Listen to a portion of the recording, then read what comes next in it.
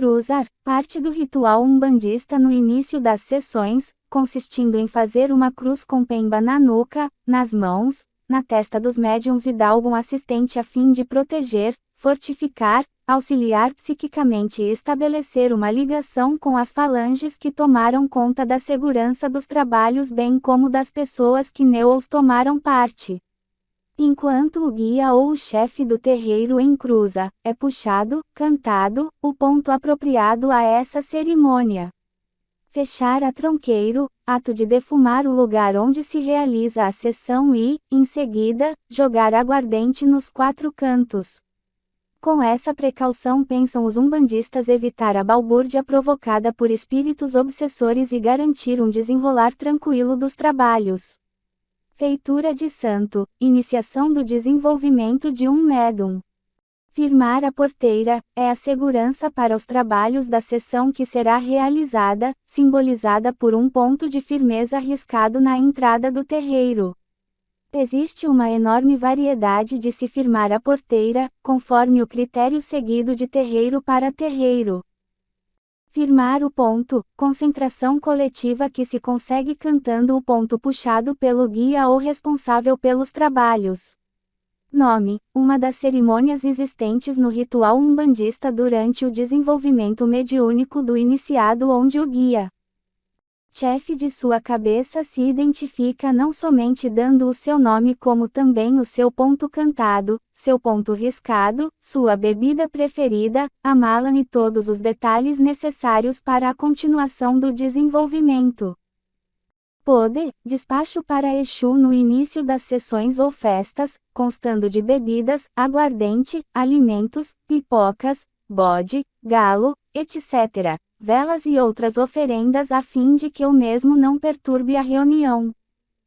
Pemba, espécie de giz em forma cônico arredondada, colorida em diversas cores, branco, vermelho, amarelo, rosa, roxo, azul, verde e preto, servindo para riscar pontos e outras determinações ordenadas pelos guias, sendo que, conforme a cor trabalhada, pode-se identificar a linha a que pertence a entidade. De um modo geral as cores pertencem, branco para os pretos velhos, vermelho a Ogum, amarelo a Oxóssi, rosa a Cosme e Damião e ao Oriente, roxo a Xangô, azul a Iemanjá, preto, Exu e Omulo. Tirar a mão da cabeça, e, o conjunto de cerimônias que se fazem desde o dia do falecimento de um chefe de terreiro até um ano depois. Essas cerimônias têm por finalidade desfazer o que tinha sido feito com o mesmo quando vivo. Troca de cabeça, transferência que se faz para uma pessoa, animal ou vegetal, de doenças, contrariedades, maus negócios, divergências familiares, feitiços, etc., com a finalidade de beneficiar ou prejudicar alguém. Ao fazer esse despacho, não se deve olhar para trás e nem pisar sobre o mesmo, evitando-se voltar pelo itinerário seguido a fim de não neutralizar, acumular ou adquirir o que se foi desfazer. Se assim não proceder, será uma volta ao passado, a continuação do que se quer libertar, ou a contaminação por fluidos deletérios existentes em tais trabalhos. Depois de feito o que foi recomendado, a pessoa que se encarregou e desincumbiu dessa missão, deve, para sua maior segurança, tomar um banho de descarga ou se defumar. 4. Caboclos e pretos velhos.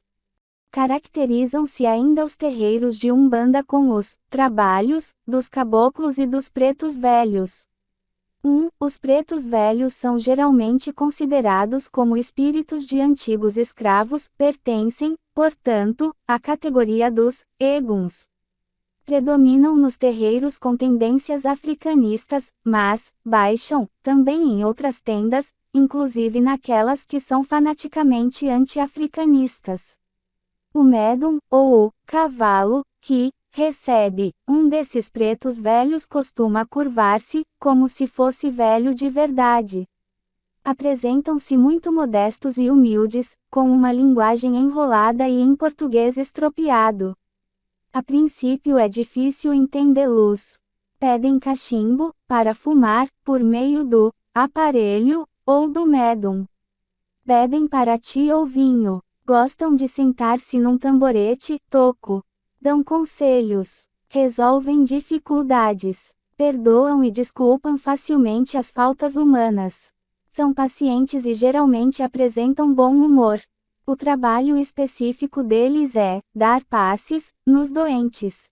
Os mais conhecidos, nos terreiros do Brasil, são os seguintes: Rei Congo, Vovô Benedito, Pai Cipriano, Pai Agostinho, Pai Chico, Pai João, Pai José da Praia, Pai Velho, Pai Joba, Pai Guiné, Pai Serapião, Pai Chico Preto, Mestre Luiz, Tio Antônio, Tio Custódio e Pai Tomás. Há também pretas velhas, Mãe Maria, Mãe Emília, Maria Conga, a mais popular, Tia Cosa, Vovó Luísa, Vovó Ganga. Costumam os umbandistas dar oferendas aos pretos velhos, como rapadura, charutos, mel, cachaça, pé de moleque, cocada, fumo, balas. Estes presentes são colocados na grama do jardim, no canto da encruzilhada, na porta de uma igreja, ao pé da arruda ou da guiné, na rua em qualquer lugar, numa praça entre árvores. Quando é para a tia Rosa, tem que ser num jardim ao pé da roseira. 2. Os caboclos seriam índios ou sertanejos. Predominam nos terreiros do norte e nos lugares onde a influência africana foi menor. No interior do Rio Grande do Sul, por exemplo, os terreiros de Umbanda são conhecidos simplesmente como caboclos. Assim também no Ceará, o caboclo costuma baixar, com violência, espalhafato e impetuosidade. Caracteriza-se pelo assobio, quer vestido de penas, com cocares, penachos e saiotes, fuma charutos, carurutos, e bebe, ele diz, curiar, marrafo, cachaça, sangue de Cristo, vinho tinto, e beija, cerveja. Obriga seu cavalo, o médum, a tomar atitudes marciais, busto ereto, fisionomia fechada e gestos rudes. Fala difícil, muitas vezes entre dentes. Nas primeiras vezes não entendemos quase nada. Mas é prestativo. Sua especialidade é trabalho de demanda, ou desmanchar mandingas. Dedica-se também aos doentes. Mas, segundo ele, o doente tem quase sempre encosto, ou coisa feita. Os mais conhecidos caboclos são Tupinambá, Tupimirim, Urubatão, Cachoeira, Serra Negra, Cira-Sol, Sete Flechas, Arruda, Sete Encruzilhadas, Rompe-Mato, Arranca-Toco, Pedra Preta, Junco Verde, Viramundo, Trente-Terra, Pena Branca, Pena Vermelha, Cobra Coral, Ubirajara, Sete Cachoeiras, Folha Verde, Sete Luzes, Araripe. Há também caboclas, Jurema, Iracema, Cici, Jupira, Diamantina. Aos caboclos oferecem-se os seguintes presentes: charuto aceso, vinho tinto, guaraná, maço de cigarros, cerveja branca, laranja com casca e aberta ao meio, água com mel, espadas de São Jorge em cruz. As caboclas gostam também de 3 lírios amarrados com fita branca e cercados com mel. Há também orações dirigidas aos caboclos. Por exemplo, esta, dirigida ao caboclo Sete Flechas. Salve, Pai Sete Flechas e sua falange guerreira. Pai Sete Flechas, baixai sobre nós um jato da vossa divina luz, iluminai os nossos espíritos, para que possamos entrar em comunicação com esta centelha de luz divina que emana das vossas sagradas flechas, nos defendendo e amparando neste mundo terreno. Salve as 7 flechas que vos foi dada, espiritualmente, para nos defender de todas as provas que nos vêm de Deus. Bendito seja São Sebastião que vos botou sobre o vosso braço direito a flecha da saúde, para que derrame sobre nós os bálsamos curadores. Politeísmo e idolatria com fachada católica. Confusão católico-umbandista. No espiritismo de Umbanda encontramos uma particularidade que precisa de ser denunciada e desmascarada com toda a energia. E, vez o comum a todos os espíritas do Brasil apresentar uma fachada cristã. Poder-se-ia pensar que o espiritismo de Umbanda, que pretende introduzir no Brasil um verdadeiro politeísmo pagão, não encontraria jeito de encobre.ir seus intentos, sob pele de ovelha. Mas como, infelizmente, por falta de suficiente instrução religiosa, que, por sua vez, tem sua causa na absoluta escassez de padres, graças às perniciosas atividades da maçonaria no século passado, o nosso povo geralmente não está compenetrado do verdadeiro espírito da mensagem cristã e conhece do catolicismo apenas suas manifestações externas, ou a fachada, cultivando ainda uma devoção quase supersticiosa aos santos, no que, por vezes, e em certos santuários, ou outras manifestações populares, ainda é corroborado por irmandades e mesmo por alguns padres. Por isso os dirigentes da Umbanda encontraram um meio fácil de dissimular seu politeísmo pagão sob a fachada popular do catolicismo. As nossas festas mais populares, do Senhor do Bonfim, de Nossa Senhora, de São Jorge, São Cosme e São Damião, Santo Antônio, São Sebastião, etc., são oportunidades extraordinárias, exploradas pelo espiritismo de Umbanda para apresentar sua fachada católica e propagar seu politeísmo pagão, com todo o cortejo de magias e superstições. Na última festa de São Jorge pudemos observar uma procissão de Umbanda, com estátua de São Jorge, acompanhada pela banda militar e que, para a gente menos instruída, apresentava as características das manifestações populares católicas. Os terreiros, as tendas e os centros de Umbanda têm muitas vezes nomes católicos. Centro Santa Barbata, Tenda São Jerônimo, Terreiro Francisco de Assis, Centro Santo Expedito, Tenda Santa Rita de Cássia, para não mencionar os infinitos centros dedicados a São Jorge.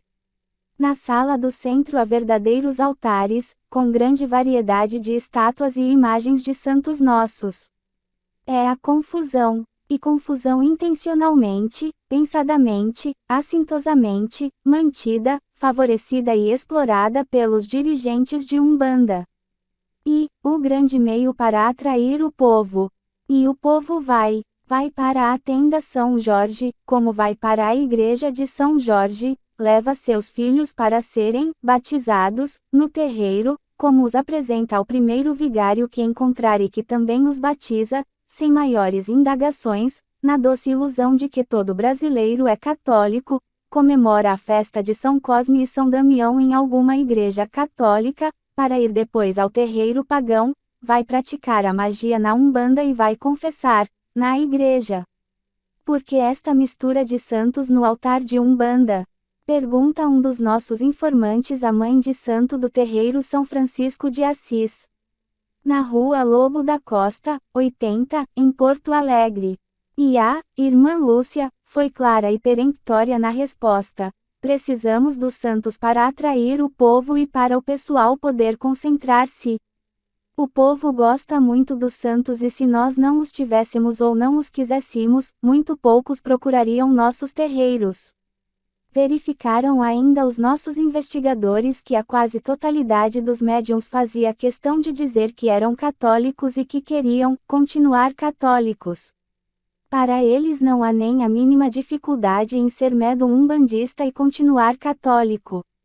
Uma das médiuns, que é também professora, fez absoluta questão de dizer que era católica praticante, com missa todos os domingos e confissão e comunhão frequentes.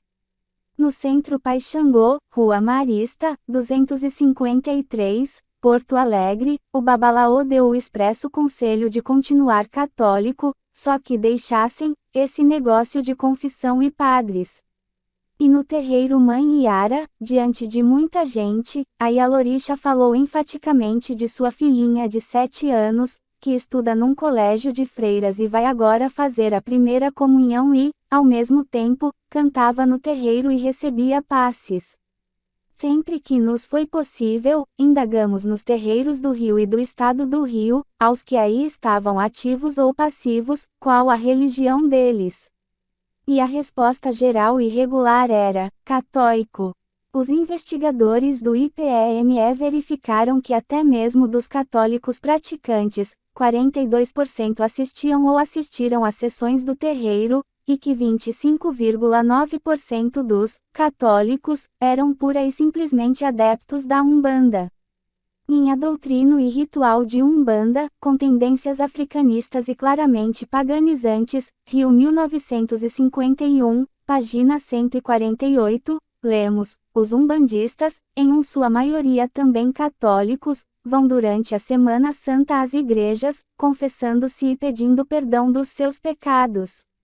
E na página 127 prescreve esta mesma obra, adotada oficialmente pela Confederação Espírita Umbandista: as crianças, vestidas de azul e rosa, vão assistir, no templo católico, à missa de São Cosme e Damião. De volta, inicia-se a cerimônia no ritual africano. E em julho de 1956 o babalaô-chefe Tancredo Silva informou aos jornalistas do Rio: quero declarar que a Confederação Espírita Umbandista, que já tem registradas LL 50 tendas, segue e tem por princípio o culto católico, que veneramos nas nossas grandes festas, como as de São Jorge, Cosme C. Damião, Nossa Senhora da Conceição, Santa Bárbara e São Jerônimo. Acredito que, se os umbandistas não fossem por princípio católicos, os festejos daqueles santos não teriam o movimento que tem no dia que lhes é consagrado. Edson Carneiro informar que, na Bahia, as iniciandas e aos devem assistir à missa no Bonfim, numa sexta-feira previamente marcada. A mesma informação nos foi dada em Nova Iguaçu, Rio de Janeiro, por um conhecido babalaô, dizendo ainda que as IAOs devem ir à igreja vestidas de branco, de pé no chão e acompanhadas pela Mãe de Santo, para assistir à Santa Missa, só depois da missa são filhas de santo.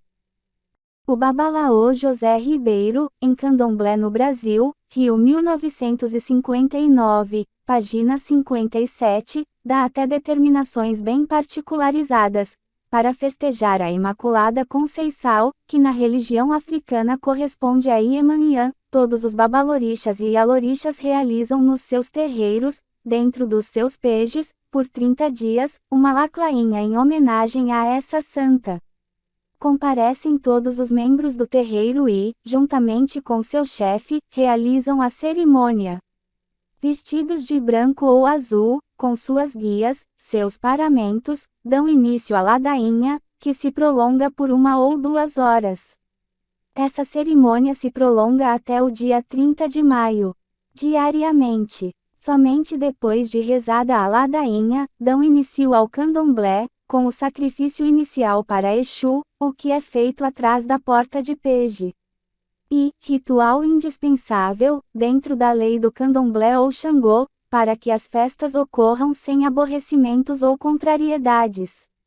A ladainha se desenrola na seguinte ordem: 5 Padres Nossos, 5 Aves Maria, 5 Ista Maria, 5 Glória ao Pai. 2. Reza-se a ladainha propriamente dita. 3. Uma Salve Rainha. 4. Hinos: neste dia, ó Mãe de ternura, no céu a irei ver, se no céu tu queres ir, louvando a Maria, queremos Deus, com minha mãe estarei, o meu coração, dai-nos a bênção, seu lindo nome, adeus, Maria. Despedida, para coroar Maria. Nas festas de Santo Antônio observa-se o mesmo fato, que se realizam, nos Xangos, as trezenas de S. Antônio, que vão do dia 1 ao dia 13 de junho. Essas trezenas são rezadas na seguinte ordem: e Padre Nosso, e Ave Maria, jaculatória.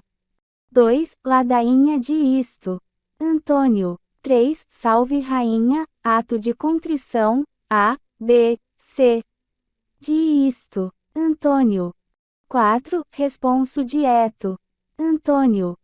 5. Hino a Isto Antônio, versos de Isto Antônio. 6. Oração a Isto Antônio, bendito de Isto Antônio. 7. Despedida de Isto Antônio. Em qualquer das cerimônias acima, quer no mês de maio, quer no mês de junho, somente após terminada a ladainha ou a trezena é que se inicia o candomblé, já então com as suas características normais. A confusão é nacional. Quando em 1952 a 1953 o senhor Alceu Mainar de Araújo estudou a medicina rústica, no interior alagoano e particularmente em Piaçabuçu, verificou o seguinte: os curadores, benzedores, rezador.es, presidente de Toré, espécie de pagelança, pai de santo em determinadas épocas recorrem à religião para adquirir maior força através da confissão. Jajaba, pai de terreiro do candomblé, no dia 15 de agosto confessou. Pernambuco, assim era chamado Arthur Francisco Cruz, o presidente do Toré que funciona à Rua do Socorro, também confessou nesse dia. Entrevistados, ambos disseram o que resumimos: quando a gente tem um trabalho grande e precisa de mais força é bom confessar e comungar. Medicina Mística, Brasiliana, volume 300, 1961, p. 92. Temos diante de nós uma folha de propaganda da Tenda Espírita Filhos de São Jorge, de Nova Iguaçu, Rio de Janeiro, para a festa de Cosme e Damião no dia 27 de setembro de 1959. Aí lemos: a partir do dia 18 do corrente, até o dia 27, será rezada uma ladainha pelo Senhor Maurício, das 19 às 20 horas. Ele informa ainda que a festa será acompanhada de músicas clássicas, Ave Maria, Queremos Deus e outras músicas católicas dentro do recinto. Ora, tudo isso só pode produzir os efeitos que aí estão: católico-umbandistas e umbandista-católicos. E a confusão religiosa. 2. Orixás de Umbanda e santos católicos. É preciso abrir os olhos dos católicos. Urge desmascarar a Umbanda e mostrar que atrás de toda essa fachada católica não há nem vestígio de cristianismo. Mas por dentro são lobos, não leões.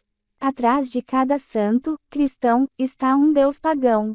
Os dirigentes de Umbanda apresentam o Senhor do Bonfim, na realidade, porém, querem prestar um culto a Orixá ou Obotala, chefe supremo da corte celestial, aparentam venerar a Virgem Nossa Senhora, da Conceição, do Rosário, dos Navegantes, da Glória, etc., conforme a devoção de cada localidade, mas na verdade intencionam oferecer sacrifícios a Iemonja, deusa da água e do mar, simulam o culto a São Jorge, entretanto pensam em Ogum, deus da guerra, fingem venerar São Cosme e São Damião, quando de fato cultuam Bai, Deus protetor das crianças, etc.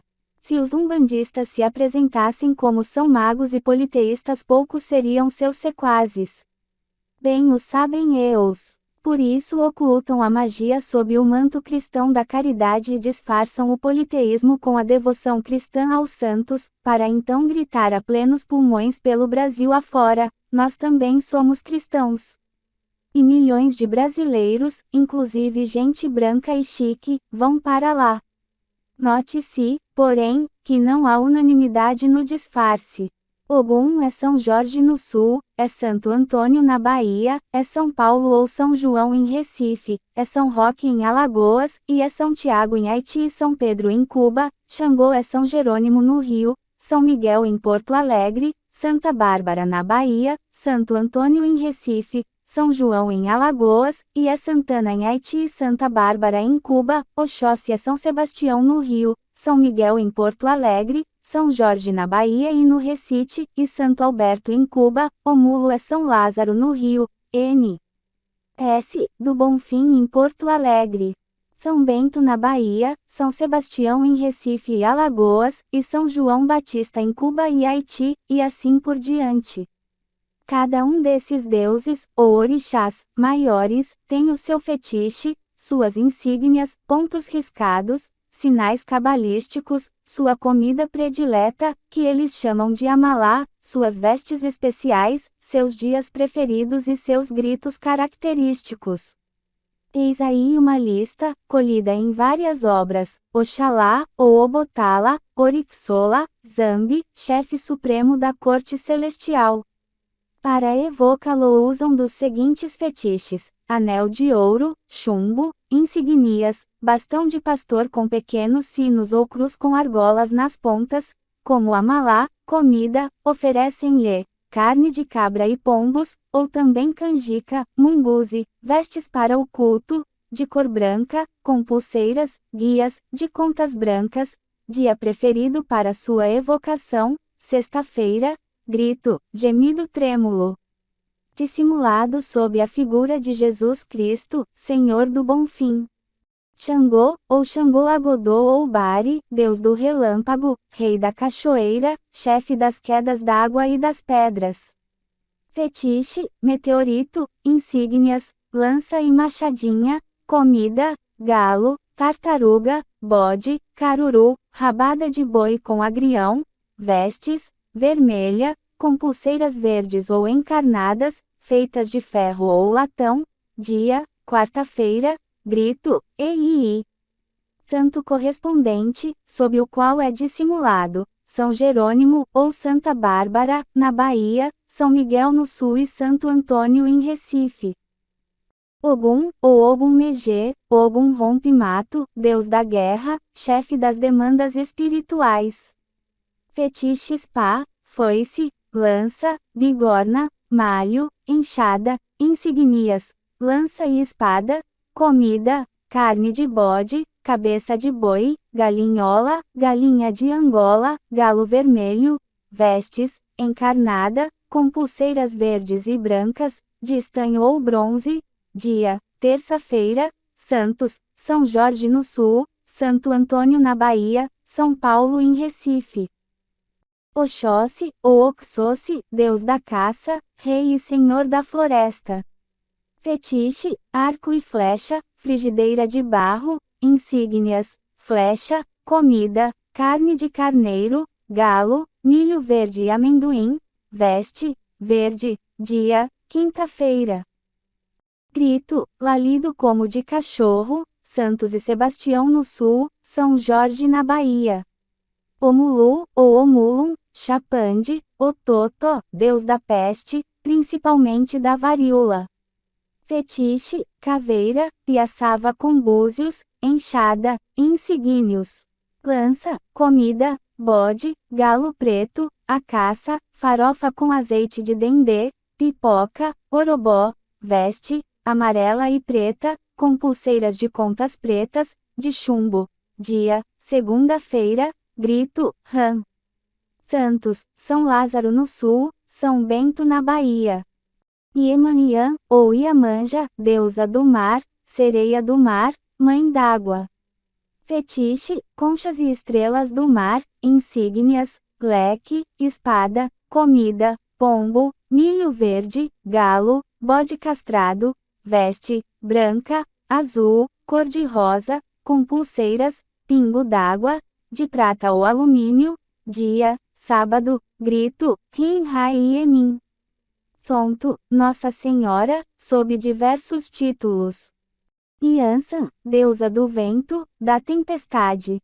Deusa da vingança. Fetiche, meteorito, insígnias, espada e raio, comida, bode, galinha, veste, vermelha, verde, com pulseiras vermelhas, de cobre ou latão, dia, quarta-feira, grito, ei, mais suave do que o de Xangô. Santa Bárbara, Oxum, ou Ossum, Axum, Deus dos raios e da água fresca. Fetiche, pedrinhas raladas, insígnias leque, pequeno sino, espelho, comida, tainha, cabra, galinha, feijão fradinho, veste. Azul e branca, com pulseiras da RN Euro SMA e IOR, de prala, dia, sábado, grito. Santo, Nossa Senhora da Conceição no Rio, dos Prazeres no Recife, de Lourdes na Bahia, e em alguns centros da Bahia também Santana. Ibege, ou Dou, 22, beijinho, Deus protetor das crianças. Fetiche, 3 garotos, comida, bombons, balas e doces, vestes rosa e branca, com pulseiras de várias cores, dia, domingo. Santo, São Cosme e São Damião, em alguns terreiros da Bahia também São Crispim e São Crispiniano. Nem sempre, porém, os orixás são representados por estátuas ou imagens de santos. Todo terreiro ostenta o seu congá, com numerosas estátuas de santos, para o povo ver. Mas atrás deste altar está, muitas vezes escondido, em capelinha especial, outro peje, altar, com verdadeiros ídolos, denominados otas e que representam na verdade os orixás. Num terreiro de Nova Iguaçu tivemos ocasião de verificar isso mais de perto. Perguntamos ao Babalaô se ele achava mesmo que, por exemplo, Ogum é São Jorge. Respondeu que não e, com um sorriso misterioso, puxou de uma chave e abriu uma porta secreta ao lado do altar com os santos. Mostrou-nos então o verdadeiro congá, enfeitado e iluminado, mas já sem estátuas de santos. Este é o nosso congá. Em vez das estátuas estavam aí os otas, pedras especialmente escolhidas para este fim e revestidas de panos de várias cores, conforme o orixá. Perguntamos ao Bairalaô, para que então aquele outro altar com santos? Sua resposta foi sincera: é para o povo, todos são católicos e sem santos eles não viriam. 3. Razão histórica da confusão. Esta identificação de orixás com santos tem sua explicação histórica. Conhecidos investigadores como Nina Rodrigues, Manuel Querino, Arthur Ramos, Valdemar Valente e outros, acentuam que os negros, trazidos à força, eram também cristianizados à força. Habituados ao politeísmo pagão, sem suficiente instrução religiosa cristã, era-lhes, todavia, vedado o culto aos orixás. E desta maneira, para disfarçar um culto que lhes era tradicional e caro mas proibido, aproveitavam-se das imagens dos santos para nelas venerar os orixás. Assim, por exemplo, escreve Manuel Querino, o africano já trazia a seita religiosa de sua terra, a que era obrigado, por lei, a adotar a religião católica. Habituado naquela e obrigado por esta, ficou com as duas crenças. E Valdemar Valente resume suas investigações nestas palavras: o trabalho do sincretismo afro-cristão, princípio, como já tivemos ocasião de assinalar, não passou de mera acomodação. Tal fenômeno, como já ficou acentuado, foi devido à momentânea incapacidade mental do negro para assimilar os delicados conceitos do cristianismo. A impossibilidade de uma rápida integração. Condição que não deve ser menosprezada na obra de assimilação, que constitui, ao nosso ver, o traço final do sincretismo, é o tempo. O que parece certo, como tivemos oportunidade de chamar a atenção, é que os negros recebiam a religião cristã como uma espécie de anteparo por trás da qual escondiam ou disfarçavam conscientemente os seus próprios conceitos religiosos. Adotaram as imagens caóticas e as cultuaram. Mas, na verdade, sob as invocações dos santos do catolicismo adoravam os representantes da divina corte africana. Assim despistaram a vigilância religiosa dos seus senhores. E mais do que isso, iludiram a ingenuidade dos padres na obra apostólica da catequese. Os negros se mostravam aos senhores e aos missionários convertidos à religião cristã. Mas apenas aparentemente. Na realidade, conservavam vivo o seu apegado fetichismo. Posteriormente, e até nossos dias, outro fato contribuiu para incentivar e dar à obra de acomodação novos aspectos. Foi a pressão que a polícia passou a exercer sobre a religião dos terreiros. A perseguição policial foi por vezes tremenda avassaladora. E a técnica mais eficiente utilizada pelos negros, pelos seus descendentes mais puros e pelos mulatos que adotam as seitas africanas e que não tinham ainda chegado à fase de verdadeira assimilação da religião cristã, foi o disfarce. Disfarce que se desenvolveu mais no sentido da mescla, da acomodação. Não se deve, entretanto, pensar que a catequização dos nossos escravos, nos séculos passados, não tenha interessado vivamente as altas autoridades eclesiásticas. As constituições primeiras do Arcebispado da Bahia, propostas e aceitas no Sínodo de 1707 e posteriormente adotadas pelos bispos do Brasil, manifestam logo nos primeiros capítulos grande cuidado pela formação religiosa e cristã dos escravos. Chegam mesmo a impor aos senhores a obrigação de ensinar ou fazer ensinar a doutrina cristã aos escravos. No título 3, número 8, vem esta interessante determinação: é porque os escravos do Brasil são os mais necessitados da doutrina cristã, sendo tantas as nações e diversidades de línguas, que passam do gentilismo a este estado, devemos de buscar-lhes todos os meios, para serem instruídos na fé, ou por quem lhes fale nos seus idiomas, ou no nosso, quando eles já o possam entender. E não há outro meio mais proveitoso que a instrução acomodada à sua rudeza de entender e barbaridade de falar. Portanto serão obrigados os parocos a mandar fazer cópia, se não bastarem as que mandamos imprimir, da breve forma de catecismo, que vai no título 33, para se repartirem por casas dos fregueses, em ordem a eles instruírem aos seus escravos nos mistérios da fé e doutrina cristã, pela forma da dita instrução, e as suas perguntas e respostas serão as examinadas, para eles se confessarem e comungassem cristãomente, e mais facilmente do que estudando de memória o credo, e outras, que aprendem, os que são de mais capacidade, depois. No título 14, número 50 a 57, se trata do batismo dos escravos, insistindo com muita solicitude que antes sejam bem instruídos. A instrução, porém, nem sempre é fácil. O N. 55 fala com realismo, porém, porque a experiência nos tem mostrado que entre os muitos escravos, que há neste arcebispado, são muitos deles tão boçais e rudes que, pondo seus senhores a diligência possível em os ensinar, cada vez parece que sabem menos, compadecendo-nos de sua rusticidade e miséria, damos licença aos vigários e curas para que, constando-lhes a diligência dos senhores em os ensinar, e rudeza dos escravos em aprender, de maneira que se entenda que, ainda que os ensinem mais, mas não poderão aprender, lhes possam administrar os sacramentos. Insiste-se, todavia, no número 57, que o batismo deve ser recebido livremente, e no que respeita aos escravos, que vierem de Guiné, Angola, Costa da Mina, ou outra qualquer parte, em idade de mais de 7 anos, ainda que não passem de 12, declaramos que não podem ser batizados sem darem para isso seu consentimento, salvo quando forem tão boçais, que conste não terem entendimento, nem uso da razão, porque não constando isso, a idade de 7 anos para cima tem por si a presunção de ter juízo quem chega a ela.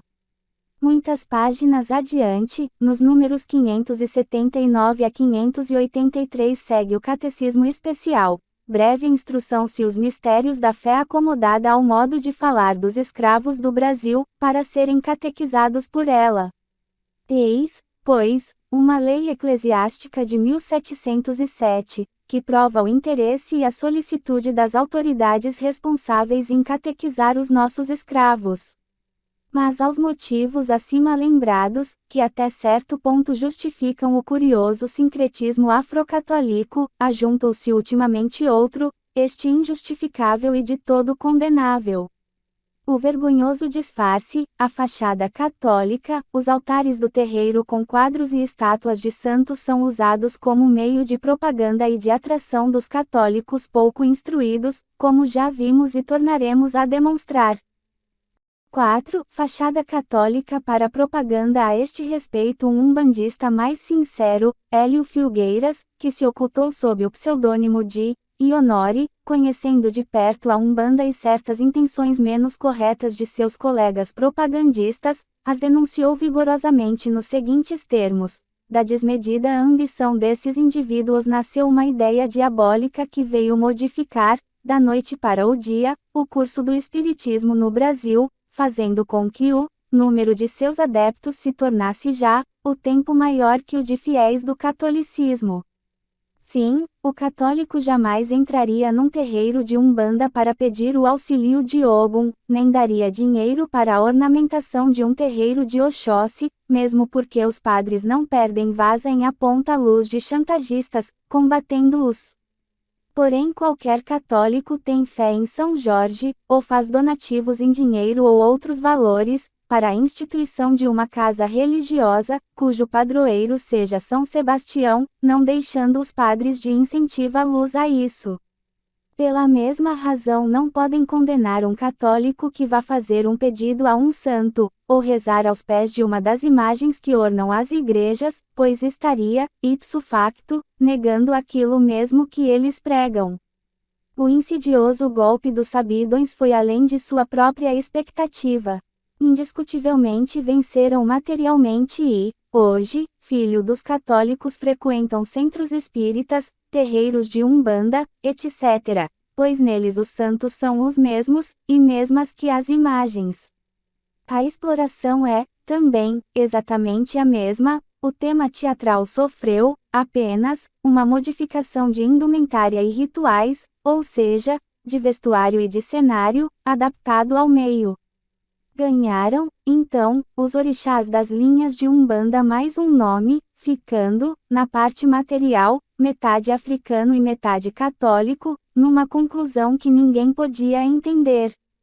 Habilidosamente juntaram os sabidões, conforme suas atribuições segundo a concepção africana, o nome de um santo de maior evidência no catolicismo, ao do orixá, que chefiava uma determinada linha de Umbanda, Indústria Rendosa, Rio 1954, página 90, mais adiante o mesmo autor insiste, sendo o povo brasileiro fundamentalmente católico, ambiente que encontra desde o berço, sua fé nos santos que decoram as igrejas torna-se quase indestrutível e, por isso mesmo, o lado mais fraco pelo qual os exploradores iniciam o seu ataque.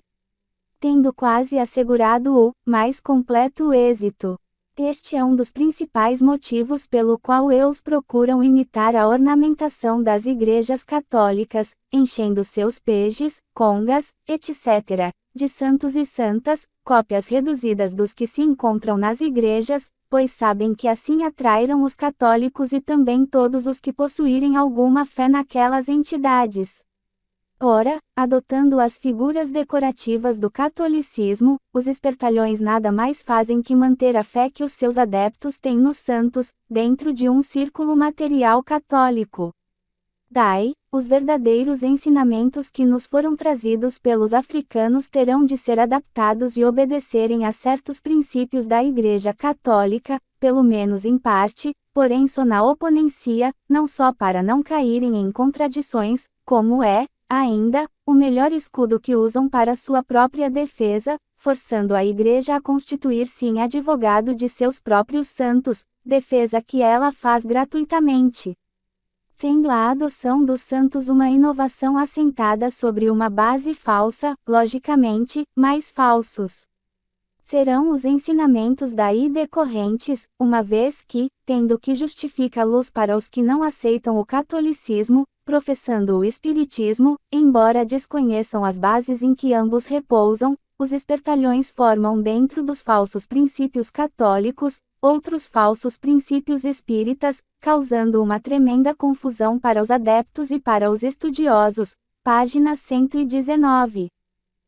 Um outro senhor, que se diz membro da União Espiritista de Umbanda, começa por confessar singelamente o seguinte e, em verdade, temos nos nossos altares as venerandas imagens do nosso Senhor Jesus Cristo, de Nossa Senhora da Conceição, dos santos Jerônimo, Jorge, Sebastião, Benedito, Antônio, Miguel, Cosme e Damião, das santas Catarina e Bárbara, sendo mesmo as nossas tendas registradas no registro de títulos e documentos com os nomes dos santos católicos. Está, porém, alarmado com a seguinte ideia: que a Igreja de Roma poderá lembrar-se de mover contra nós uma ação, tal como fez com o bispo de Maura, com o objetivo de nos privar, pelo menos por algum tempo, da prática do nosso culto, obtendo da justiça a proibição de exibirmos nos nossos altares os santos por ela consagrados, e dos quais pensa ser a Senhora absoluta.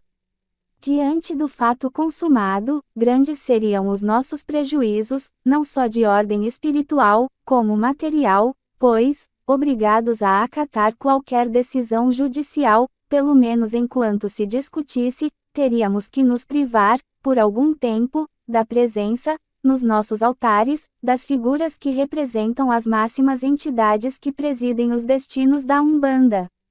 Para evitar tão desastroso acontecimento e para prevenir tão inaudita perseguição, o mesmo autor propõe uma modificação na apresentação dessas imagens, conservando, todavia, a identificação com os santos mencionados. E assim a confusão continuaria do mesmo modo. Não seria solução nenhuma. O que os umbandistas precisam fazer, se quiserem fugir à justiça, é proclamar com toda a lealdade e sinceridade de propósitos: nós umbandistas consideramos a doutrina cristã falsa e condenável e queremos, por isso, reintroduzir o antigo paganismo politeísta. Quem quiser aderir ao nosso movimento, não pode continuar católico, nem admitir as doutrinas ensinadas por Jesus, pois somos contra Cristo, sua Igreja e seus santos. Mas, bem o sabem eles, tão manifesta lealdade seria a ruína da Umbanda. Seria o lobo sem a pele de ovelhas. Veremos, em apêndice, 2 documentos da Polícia de São Paulo sobre o uso e o abuso das imagens de santos católicos nos terreiros de Umbanda. Provam estes documentos que se trata de uma autêntica violação de direitos de terreiros, por isso, a polícia pode intervir licitamente para evitar e coibir tais abusos. Pode a ação policial proibir ou dissolver procissões umbandistas com imagens de santos católicos. É legítima também a ação coercitiva da polícia em retirar os nomes de santos católicos dos portais das tendas e terreiros, bem como dos títulos das entidades umbandistas. Porque, se há de fato liberdade religiosa no Brasil, como há, então também a Igreja Católica deve ter esta liberdade e deve poder defender seus legítimos direitos. Pois, se as coisas continuarem assim como estão, não haverá liberdade religiosa, mas confusão religiosa. A demonolatria nos terreiros de Umbanda. 1. O culto ao Exu ou ao demônio. Mas não há apenas orixás nos terreiros de Umbanda. Há ainda os Exus, que representam o maior mistério de Umbanda, que são os maravilhosos auxiliares que emprestam suas forças e o seu poder para a realização da grande obra de caridade da magia. Porque, antes de tudo, a Umbanda é magia. De fato, o culto aos Exus tem seus aspectos particulares e suscita problemas especiais. Da África, os iorubanos, Nagôs, trouxeram os Exus, os Jedes vieram com os Lebas, ou Elegbara, os Bantus com o Zumbi e o Coriapemba. Todos esses espíritos eram considerados maus e maléficos. No Brasil, os negros ainda encontraram o Lurupori, o Anhangá e o Caipora dos ameríndios, também espíritos trevosos e ruins. A tudo isso ajuntou-se a fé cristã de demônio ou diabo. Houve depois um processo de aproximação e identificação. A influência Nagô conseguiu que prevalecesse o termo Exu, mas não desapareceu de todo a palavra Leba ou o Senhor Leba, que, de fato, se tornou sinônimo do diabo da revelação cristã. Quanto à origem da palavra Exu, temos no livro A Umbanda através dos séculos, de Aloísio Fontinelli, Rio 1953, página 163, uma informação bem curiosa e rara. Escreve ele textualmente: a palavra Exu nunca veio do latim e nem tampouco se originou de qualquer língua africana, banto, jede, ameríndio, etc. Essa palavra foi pronunciada por Deus na língua L-Judice, língua dos espíritos, quando por ocasião da revolta havida nos paromos celestiais, entre os anjos que faziam parte da Suprema Corte do Céu, Lúcifer, o anjo belo, pretendendo a supremacia dos direitos que lhe outorgara o Criador, como chefe dos seus subordinados, julgou-se no direito de ser maior que o próprio Deus. Por castigo foi-lhe imposta a pena de exúde, que quer dizer, povo traidor, e, enxotado, foi condenado a habitar as profundezas da terra, tornando-se esse o seu reinado. Geralmente do lado esquerdo de quem entra no terreiro se encontra a casinha do Exu, como uma casinha de cachorro, ou a casinhola das obrigações. Dentro está uma estátua do Exu, ou sentado em um trono, ou de pé, com chifres na cabeça, olhos grandes e esbugalhados, barba de bode, dedos longos com unhas aduncas, como se fossem garras, empunhando um grande garfo tridente, pés de cabra ou de cavalo e sobre os ombros uma capa vermelha e preta. Outras vezes é representado por uma simples pedra, o ota, do Exu. Diante dele duas velas, vermelha uma e preta outra, dispostas em forma de X, tendo no vértice superior outra vela em pé e acesa, e no vértice inferior um coité, cuia, ou um copo com cachaça. Toda e qualquer reunião de Umbanda inicia invariavelmente com um ato de culto aos Exus. E não se diga que este culto é exclusivo da quimbanda, da macumba, do candomblé, do batuque ou do baixo espiritismo. Convém que esse ponto fique bem documentado e claro. Na Umbanda os Exus são constantemente invocados e trabalho algum é começado sem que sejam salvadas, isto é, reverenciadas ou saudadas, essas entidades. Também o catecismo de Umbanda é incisivo neste ponto. Nenhum trabalho de Umbanda pode fazer-se sem antes ser riscado o ponto de segurança, chamado porteira, puxando-se um ponto, cantado, adequado, dando-se algumas vezes um presente a Exu, quando se trata de um trabalho importante. Para explicar esta prática umbandista, um babalaô lembrou ao senhor Alderico Toribio a seguinte curiosa comparação. Se fizermos uma festa em nossa casa e convidarmos os nossos amigos do bairro, mas não convidarmos o desordeiro e beberrão que mora na nossa rua, que poderemos esperar? Naturalmente, que ele, no melhor da festa, aparecerá para perturbar e talvez mesmo acabar com a dança. Por isso, a nossa primeira preocupação será ir na sua casa, oferecer-lhe uma garrafa de bebida e alguns quitutes, palestrar um pouco e conquistar as suas simpatias. Depois disso, teremos a certeza de que nos deixará em paz. Assim é no terreiro o despacho ou padê de Exu. O deus demônio é homenageado e logo a seguir se despedem dele para que se vá e não volte mais. Quando o despacho não é bem feito, isto é, quando não agrada e não faz Exu ir embora, acreditam os macumbeiros que alguma desgraça será provável no decorrer do toque ou ritual. O senhor Aloísio Fontinelli, em uma obra de 272 páginas, com o título de Exu, Rio 1952, diz de si mesmo, orientado em grande parte pelos meus guias espirituais, pelos próprios Exus e ainda, aliado ao profundo conhecimento sobre magia, como sacerdote que sou dos diversos cultos de Umbanda, além de conhecedor real de todas as práticas que se exercem nos diversos terreiros onde se praticam os batuques, candomblas, canjeres, etc., posso perfeitamente, como catedrático no assunto, mostrar-lhes o que é verdadeiramente um Exu. Página 94. Pois bem, este autor, como, aliás, também outros doutrinadores de Umbanda, identifica sem mais os Exus com o que nós católicos demonizamos, demônios, páginas 93, 103.116, onde descreve a história da revolta dos anjos, chefiados por Lúcifer. Estes anjos revoltados, diz ele, são os Exus. Podem os Exus dar-nos forças suficientes para com o mal prejudicarmos os nossos semelhantes.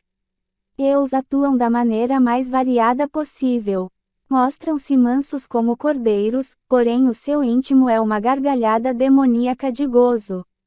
Poderemos usá-los também como armas contra os malefícios que nos fizeram, pois, interesseiros como são, tanto se lhes dá, seja nossa ou de outrem, a alma ou o espírito que pretendem arrastar, página 97. O Exu é em via de regra interesseiro, e, se lhe damos um presente, despacho, fatalmente ele irá cumprir o que pedimos, pouco se importando que o resultado bom ou mal possa repercutir no mundo terreno, pois que só lhe apraz fazer o que está errado e é para isso que eus existem. Página 101.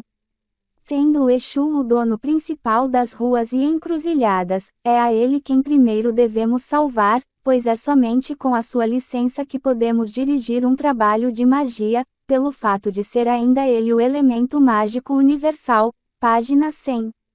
Pensam os umbandistas que Deus é bom e não faz nem pode fazer mal. Ele é o Pai bondoso de todos e tem obrigação de cuidar de seus filhos. Não precisamos por isso de estar pedindo favores a Deus. Pedir a Deus seria até um sinal de desconfiança.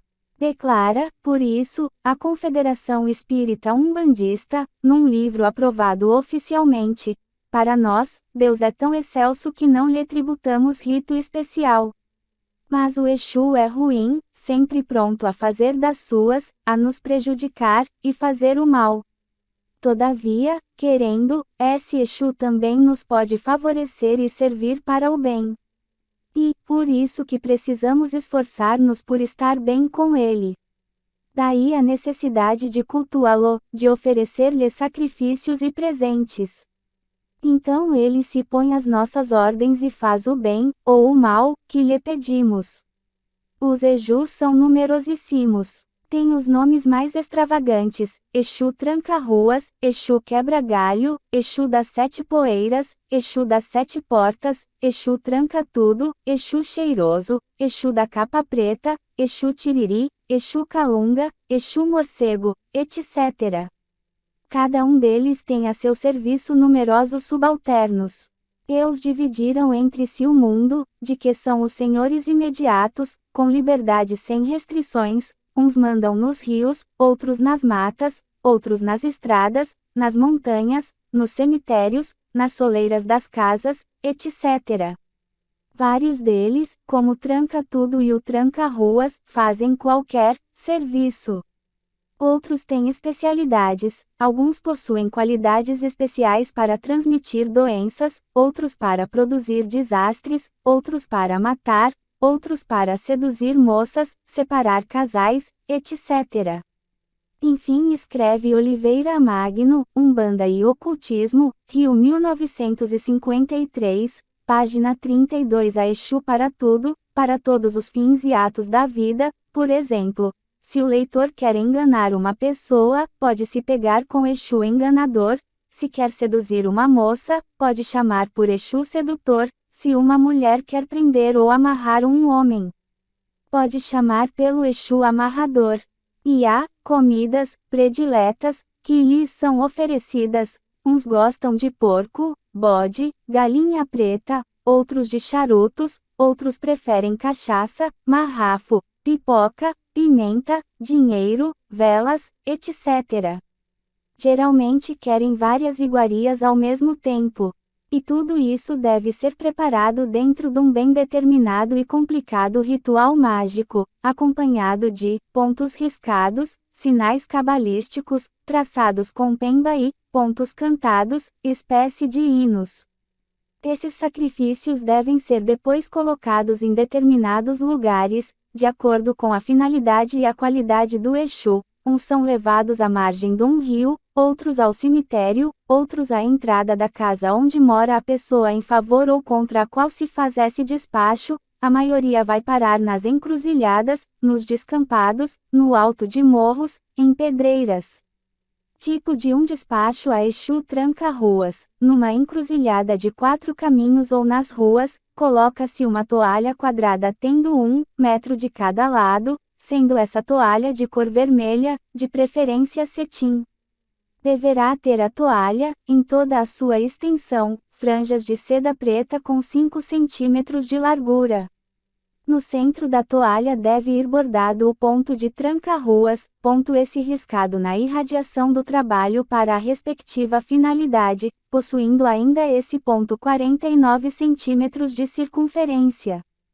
Estende-se a toalha de preferência no centro da encruzilhada, e sobre ela, em cada um dos cantos, 2 velas cruzadas e amarradas com fitas de seda preta e vermelha.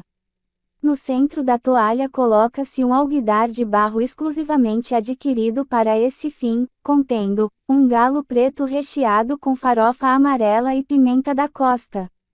Ao lado direito, em pé e aberta, uma garrafa de marafo, cachaça. Ao lado esquerdo, charutos cruzados e amarrados com fitinhas de seda preta e vermelha, e 7 caixas de fósforos, estando as caixas semi-abertas, mostrando as cabecinhas de 7 palitos. Finalmente, em volta da toalha, em círculo, fora da toalha, 14 velas de sebo, todas acesas, 4. Fontinelli, Exu, Rio 1952, p. 144. 2. A lista macabra dos Exus. Damos a seguir a relação de alguns Exus, sempre guiado pelo catedrático no assunto, o Sr. Fontinelli. Exu Rei ou Maioral, identificado com Lúcifer, páginas 103 e 118. O Catecismo de Umbanda, Rio 1954, página 22.